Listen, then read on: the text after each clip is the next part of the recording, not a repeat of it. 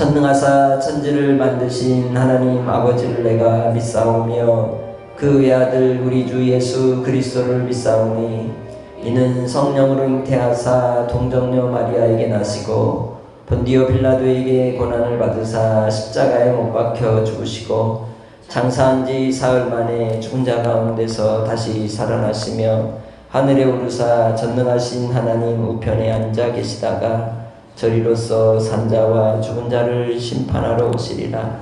성령을 믿사오며 거룩한 공예와 성도가 서로 교통하는 것과 죄를 사하여 주시는 것과 몸이 다시 사는 것과 영원히 사는 것을 믿사옵나이다. 아멘. 하나님 말씀 요한복음 5장 30절에서 40절까지의 말씀입니다. 요한복음 5장 30절에서 40절 말씀을 같이 한 목소리로 읽겠습니다. 시작. 내가 아무것도 스스로 할 수 없노라. 듣는 대로 심판하노니 나는 나의 뜻대로 하려 하지 않고 나를 보내신 이의 뜻대로 하려 함으로 내 심판은 의로우니라. 내가 만일 나를 위하여 증언하면 내 증언은 참되지 아니하되 나를 위하여 증언하시는 이가 따로 있으니 나를 위하여 증언하시는 그 증언이 참인 줄 아노라. 너희가 요한에게 사람을 보내매 요한이 진리에 대하여 증언하였느니라. 그러나 나는 사람에게 증언을 취하지 아니하노라. 다만 이 말을 하는 것은 너희로 구원을 받게 하려 함이니라. 요한은 켜서 비추이는 등불이라. 너희가 한때 그 빛에 즐거이 있기를 원하였거니와 내게는 요한의 증거보다 더 큰 증거가 있으니 아버지께서 내게 주사 이루게 하시는 역사 곧 내가 하는 그 역사가 아버지께서 나를 보내신 것을 나를 위하여 증언하는 것이요 또한 나를 보내신 아버지께서 친히 나를 위하여 증언하셨느니라. 너희는 아무 때에도 그 음성을 듣지 못하였고 그 형상을 보지 못하였으며 그 말씀이 너희 속에 거하지 아니하니 이는 그가 보내신 이를 믿지 아니함이라. 너희가 성경에서 영생을 얻는 줄 생각하고 성경을 연구하거니와 이 성경이 곧 내게 대하여 증언하는 것이니라. 그러나 너희가 영생을 얻기 위하여 내게 오기를 원하지 아니하는도다. 아멘. 예수님께서 베데스다에 이 38년 된 이 환자를 고쳐주신 사건을 행하신 이유는 그 영혼을 구원하시기 위함도 있지만 바로 이 종교적 열심에 빠져 있었던 그러한 유대인들을 깨우치시고 궁극적으로는 바로 예수의 복음을 듣는 자들에게 구원을 주시고 하나님의 영원한 생명을 주시기 위해서 이 사건을 통해서 증언하신 겁니다. 요한복음 1장에 예수님은 바로 태초에 계신 말씀이라고 하잖아요. 그러니까 성경은요, 하나님 말씀이에요. 살아서 우리 가운데 생명을 주는 말씀이기 때문에 그 말씀이 히브리서 4장 12절에서 말씀하는 것처럼 우리의 심령과 관절과 골수를 찔러서 우리의 폐부를 살피시고 통에 자복하게 하시거든요. 그러니까 하나님 말씀을 들을 때 어떤 일이 일어나느냐? 그 심령이 깨어나서 회개하게 된다는 겁니다. 그래서 우리 주님께서 우리에게 하나님 말씀을 들리실 때, 듣게 하실 때에 성령이 듣게 하시는 그 음성을 듣는 자는 먼저 회개하게 되고 애통하게 되고 하나님 앞에 엎드려 자복하게 되는 것이죠. 그것이 오늘 세례 요한을 통해서 먼저 보이신 증거라는 거죠. 본문은 바로 이제 앞에서 우리가 이제 19절부터 29절까지의 말씀을 통해서 예수님이 하나님 아버지와 동등하심에 대한 이 뜻이 무엇인지를 증언하셨다면 바로 그 동등하심의 일을 통해 이 동등하심을 통해서 하나님이 그의 아들에게 위임하신 것이 무엇이냐? 그건 바로 부활과 영원한 생명을 주셔서 심판하시겠다는 거죠. 누구를 통해? 그의 아들을 통해. 근데 그 아들이 부활의 주가 되시고 심판의 주가 되시는 것을 어떻게 할 수 있느냐 이야기를 이제 30절부터 이야기하는 겁니다. 그 30절부터 이야기하는 바 그 내용은 이스라엘 백성들은 어떤 문제가 있을 때 재판을 열게 되면 증인을 세우게 됩니다. 우리도 마찬가지죠. 재판을 하면 항상 어떤 피고와 원고가 있을 때 그 일에 대하여 잘잘못을 따질 때 증거를 찾는단 말이에요. 물적 증거도 있지만 사람을 통해서 증인을 세워서 그 증인의 이 증언에 따라서 문제가 되는 거죠. 그래서 하나님께서 이스라엘 백성들에게 주신 시내산의 언약 가운데 10계명으로 주신 그 언약, 이 10계명에 몇 계명이 이웃에 대하여 거짓 증거하지 말라 그랬어요? 9번째 계명이 내 이웃에 대하여 거짓 증거하지 말라는 거거든요. 그 거짓 증거하라는 게 하지 말라는 게 뭐냐면 재판장에 섰을 때 그 사람을 억울하게 형벌을 당하게 하지 말라는 거예요. 누명을 씌우지 말라는 의미인 겁니다.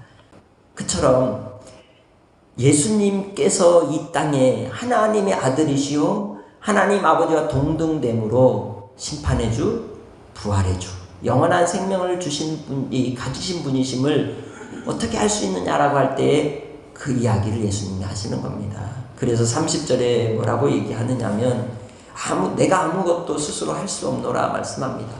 이 많이 들어본 말씀이죠. 너희가 아무것도 할 수 없을 것이다. 요한복음 15장. 너희가 나를 떠나서는 아무것도 할 수 없다. 바로 예수님과 하나님은 한 분이시기 때문에 하나이시기 때문에 예수님은 스스로 아무것도 하지 않으시고 오직 나의 뜻대로 하지 않고 아버지의 뜻대로 심판하는 그 심판이기에 의로운 심판이라고 말씀하는 거죠. 거기에는 유대인이나 헬라인이나 차별이 없는 겁니다.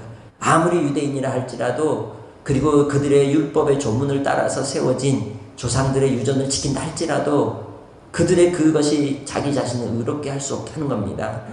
판단은 누가 하신다? 하나님이 하신다는 거죠.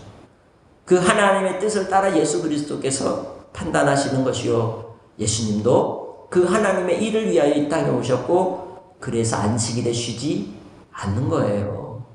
왜? 아버지가 일하시는데 내가 어찌 일하지 않느냐는 거죠. 아버지 본대로 나는 한다는 거죠. 그러니까 우리 주님은 바로 안식일의 주인이시요. 또한 그 안식일이 우리에게 참된 안식을 쉼을 주시기 위하여 우리 주님은 여전히 일을 하신다는 겁니다. 그것이 심판의 증거인 거예요. 바로 이 38년 된 그 환자를 고쳐주심으로써 참된 안식이 무엇인지를 드러내시고 하나님이 의로우신 분이심을 나타내는 방법이셨던 겁니다. 그래서 바로 이러한 이 예수 그리스도께서 심판의 주가 되시고 예수님의 그 심판이 하나님의 뜻대로 이루어진 의로운 심판임을 증거하는 그 증인이 누구냐라고 할 때 37절에 말씀하는 거죠. 내가 만일 나를 위하여 증언하면 내 증언은 참되지 않지만 나를 위해 증언하시는 이가 따로 있다 라고 말씀하는 거죠. 그래서 그 증언하시는 분이 누구냐라고 말할 때에 무엇보다 제일 첫 번째로 33절에 너희들이 그렇게도 인정하는 그분이다 이거죠. 그죠? 그는 누구냐? 세례 요한이라는 겁니다. 세례 요한은 진리에 대해서 분명하게 가르쳐줬다는 거죠. 세례 요한은 무엇을 선포했습니까? 이사야서에 기록된 대로 그는 광야에 외치는 자의 소리가 되어서 그들을 죄 심판하실 그리고 그 자기 백성을 그들의 죄에서 구원하실 하나님의 아들을 증언하는 자였습니다. 그렇게 자기를 소리라고 외쳤던 것이죠. 그래서 34절에 나는 사람에게서 증언을 취하지 아니하노라 다만 이 말을 하는 것은 너희로 구원을 받게 하려 함이니라. 유대인들에게 그들의 구원을 받을 수 있는 유일한 통로가 있었는데 그 중간에 서 있던 사람이 세례 요한이었거든요.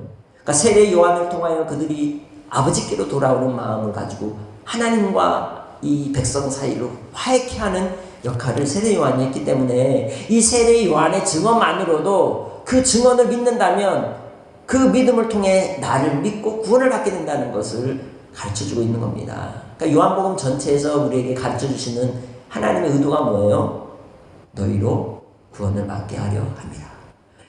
그것이 바로 예수 그리스도께서 사도 요한을 통하여 기록한 이 요한복음서를 통해 우리에게 증언하고자 하시는 바입니다. 그렇기 때문에 복음서를 읽을 수 있는 우리는 복 있는 사람입니다. 그 당시에 복음서 읽을 사람이 있었을까요? AD 90년경에 이 요한복음이 기록되어 있었기 때문에 그 전에는 이 사람들이 요한복음을 읽을 방법이 없었죠. 그러나 사도 요한의 증언을 통해서 직접적으로 들은 사람들은 있었을 것입니다. 그러면서 요한복음에 계속 얘기하는 게 뭐냐면 본 바, 들은 바, 그 사람이 복 있는 것입니다. 그리고 요한계시록 1장 3절에서는 이 말씀을 읽고 듣고 지키는 자가 복이 있다 하시죠. 주님 안에서 바로 믿는 자가 복이 있는 줄 믿습니다. 그래서 바로 이 요한이 누구냐라고 할 때에 그가 증언자, 곧 예수 그리스도를 증언하는 사람인데 그는 켜서 비추이는 등불이라는 겁니다. 그 빛을 통해 사람들이 회개케 했거든요. 어찌할꼬 돌아와서 회개하는 역사가 나타났던 겁니다. 그리고 그 세례 요한을 따르면서 그들은 빛 가운데 즐거움을 얻었습니다. 그리고 그 증언이 참 증언이고 또한 하나님의 아들에 대한 진정한 빛이 무엇인지를 대신 보여주는 등불로서 역할을 했다면 참 빛은 누구예요? 예수 그리스도예요. 그 요한복음 1장에 말씀하듯이 참빛 곧 사람의 빛, 사람의 등불인 예수 그리스도께로 오셨을지라도 사람들은 거부를 했습니다. 그 자기 백성들에게 왔지만 자기 백성들은 거절을 하죠. 어둠을 더 좋아했기 때문이라는 겁니다. 그 말씀이 오늘 여기 그대로 써 있는 거죠. 36절에 내게는 요한의 증거보다 더 큰 증거가 있으니 누구? 아버지께서 내게 주사 이루게 하시는 역사, 곧 내가 하는 그 역사가 아버지께서 나를 보내신 것을 나를 위하여 증언하는 것이다. 다시 말하면 예수님께서 하나님께로부터 받아서 이루시는 그 역사를 이 유대인들이 뭐라고 자꾸만 이 얘기를 했냐면 표적을 보여주라고 그랬단 말이에요. 네가 하나님의 아들이, 네가 지금 하는 일들이 권위자로서의 역할이 일인지를 네가 행위를 통해 보여주라는 거죠. 사인이 뭐냐는 겁니다.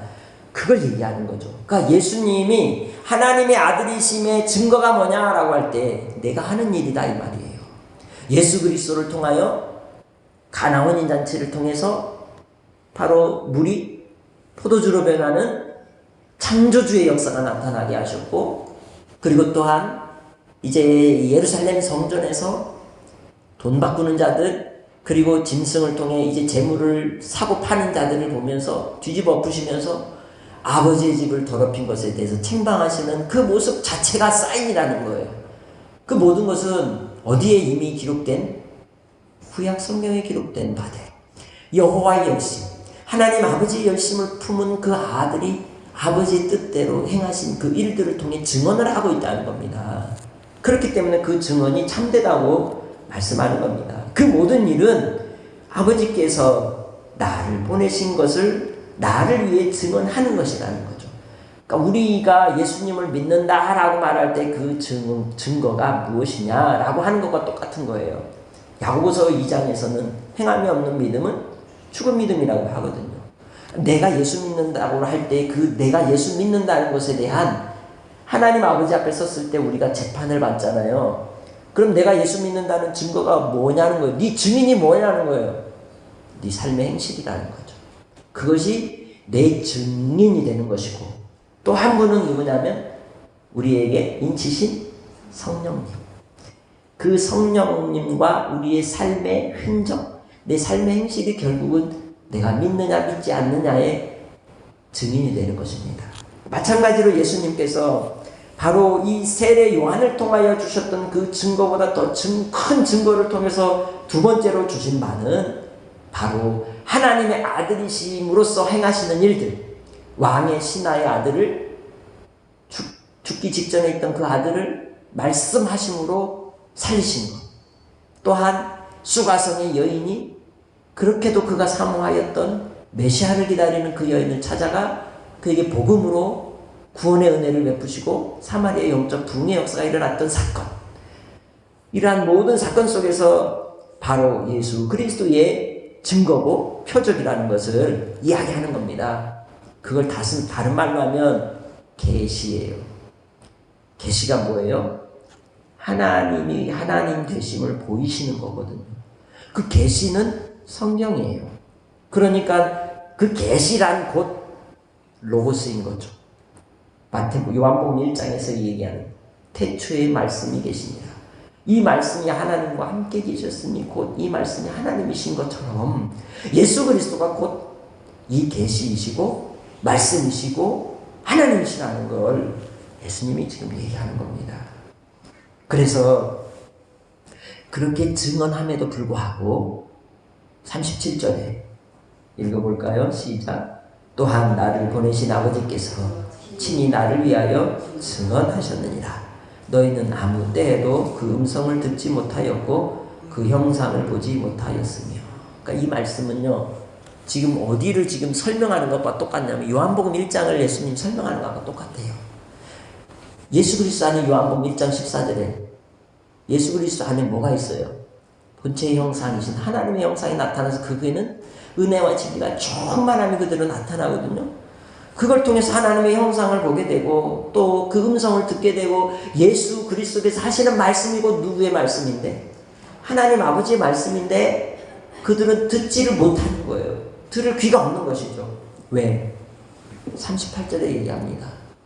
시작. 그 말씀이 너희 속에 거하지 아니하니 이는 그가 보내신 이를 믿지 아니함이라. 불쌍하게도 성경을 구약을 받은 사람들인데 구약을 기록한 사람들인데 그들을 일컬어 주님이 말씀하기를 말씀이 너희 속에 없다고 말하잖아요. 믿음이 아니면 말씀이 우리 안에 있을 수 없다는 겁니다. 요한복음 1장으로 우리 가봅시다. 요한복음 1장을 통해서 말씀이 없는 그들의 모습을 우리에게 가르쳐 주시는데 바로 10절, 11절입니다. 10절, 11절, 1장 10절, 11절 시작. 그가 세상에 계셨으며 세상은 그로 말미암아 지은 바 되었으되 세상이 그를 알지 못하였고 자기 땅에 오매 자기 백성이 영접지 아니하였으나. 주님을 영접하지 않는 것, 말씀을 영접하지 않는 것, 모시지 않는 것, 공경하지 않는 것을 바로 말씀이 그들 안에 없다고 이야기를 거죠. 그러면 말씀은요 이미 세상에 계셨어요. 예수님 오기 전에도. 그리고 예수님이 육신으로 이 땅에 오시기 전부터 그 말씀으로 이 세상은 지어진 거예요. 잠언서 8장을 우리는 지혜장이라고 말하거든요. 지혜에 대해서 노래를 해요. 그 지혜가 누구예요? 예수 그리스도를 얘기하고 있거든요. 그러니까 이미 지혜로 이 세상을 창조하셨던 그 주님이 이 천지 만물을 통해서 보여준단 말이죠. 근데 주님을 영접할 마음의 태도가 없는 사람들은 받아들이지 않는 거예요. 그래서 바로 이 세상에 오셨으나 자기 백성들이 영접지 아니하였다는 겁니다. 그래서 13절에 말씀하는 거죠. 영접하는 자, 곧 그 이름을 믿는 자들에게는 하나님의 자녀가 되는 권세를 주셨다. 다시 말하면 말씀이 그 안에 있다는 건 뭐냐면 예수의 이름을 믿는 거예요. 구약에 계속해서 기록되어 있던 그 예수 그리스도, 자기 백성을 그들의 죄에서 구원하시고 하늘의 하나님이 우리 가운데 들어와서 함께 하시겠다고 하는 그 약속, 그걸 믿는 자, 그 이름을 믿는 자가 요한계시록에 가면 계속 나오는 게 뭐냐면 이름이거든요. 새 이름을 너희에게 주겠다. 여호와의 이름을 너희에게 주겠다. 그 이름을 우리가 갖게 되는 거예요. 그래서 어떤 사람이 갖게 되느냐? 말씀이 우리 속에 있는 사람. 너희가 내 안에 거하고 내 말이 너희 안에 거하라. 주님이 우리 안에 동거하는 것을 기뻐하시는 그러한 고백들이 나옵니다. 그렇기 때문에 예수 그리스도를 영접하면 우리는 이미 37절에서 이제 말씀하는 걸 반대로 우리는 이미 받은 자가 되는 거예요. 하나님의 음성을 듣는 자가 되고 하나님의 영성을 본 자가 된다는 거예요. 그 말씀이신 그 주님을 우리는 그 말씀을 듣고 믿고 지켜 복 있는 자가 되므로 이미 눈에 보이는 그분이 아니라 이미 내 안에 계신 주님으로 말미암아 우리는 만졌고 들었고 본 줄 믿습니다. 그게 바로 하나님의 형상을 닮아가는 우리의 모습을 통해서 나타나는 거예요. 그렇기 때문에 이제 그 말씀이 그 속에 있지 않는 자들은 결국 주님을 믿지 않는 자라고 38절 후반절에 이야기합니다. 그렇기 때문에 그들이 그렇게도 간절히 원했던 것이 정말 성경을 열심히 연구하고 헤아려 알고자 했던 이유가 뭐냐? 39절 영생을 얻을 줄 알고 봤다는 거죠. 그죠? 구약 성경을 열심히 연구한 이유는 영생 때문이에요. 다른 말로 하면 하나님 나라, 이스라엘 백성들을 통해서 광야를 지나 가나안으로 들어가게 하셨을 때 가나안을 통해서 자기 백성들에게 주고자 하셨던 그 나라는 하나님 나라의 모델이었단 말이에요.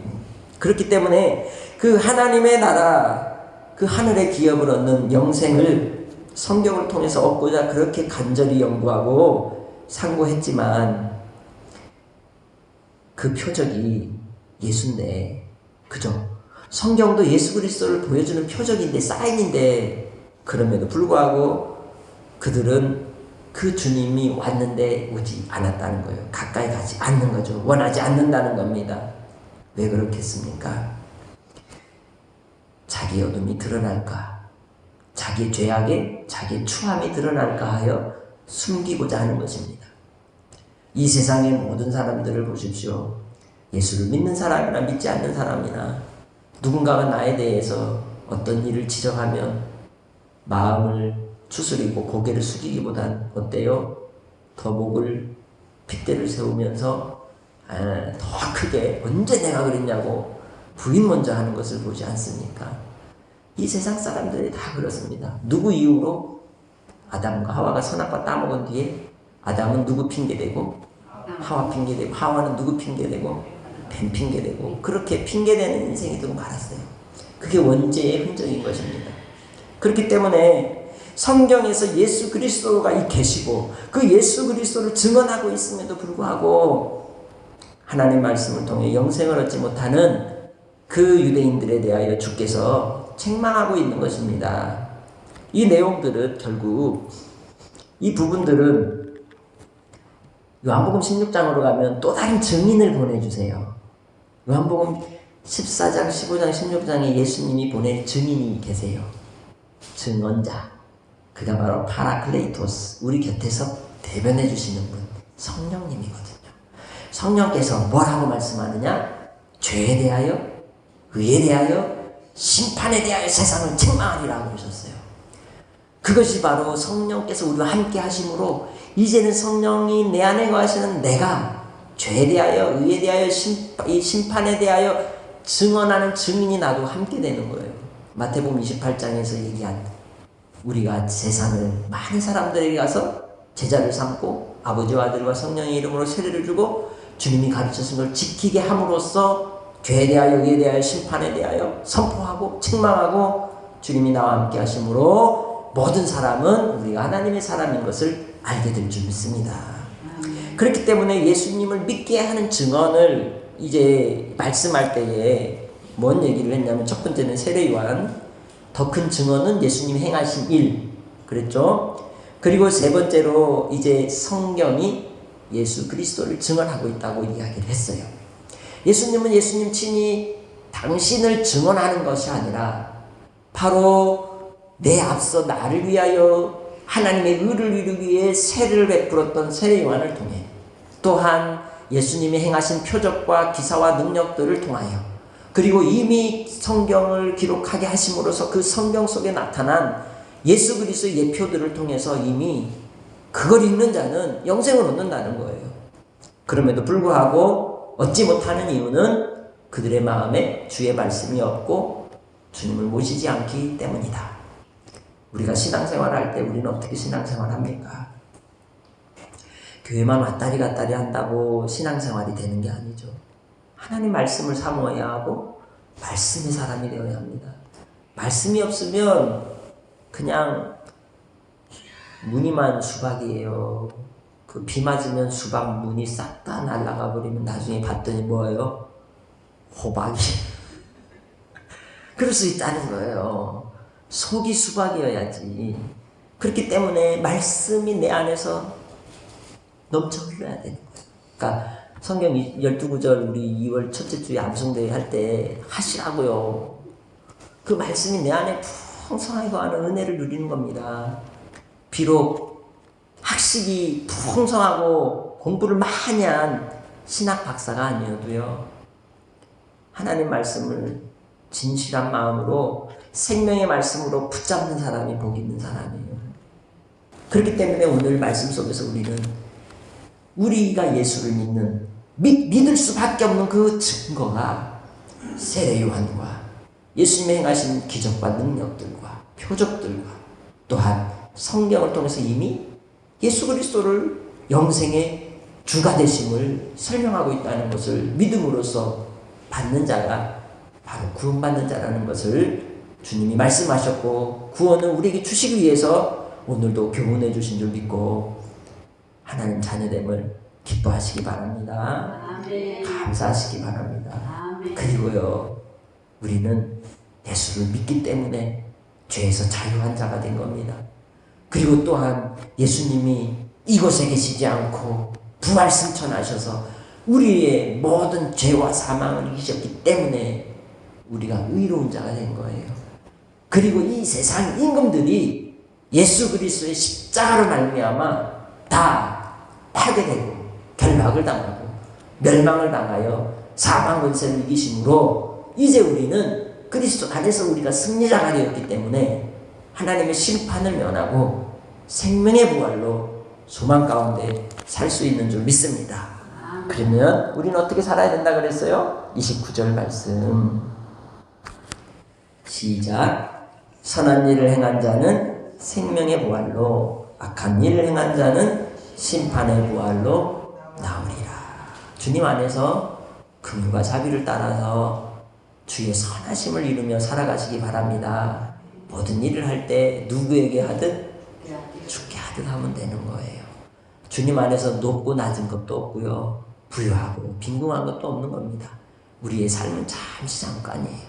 그렇기 때문에 주님 안에서 우리가 그 생명의 부활을 소망하고 오늘 한 날도 기쁨과 감사로 하루를 마감하시고 또 복된 주일을 준비하고 하나님 앞에 정말 찬송과 영광을 올리는 예배자로 항상 주님 닮아가는 하나님의 이쁜 주님의 아들 딸들이 되시길 주의 이름으로 축복합니다.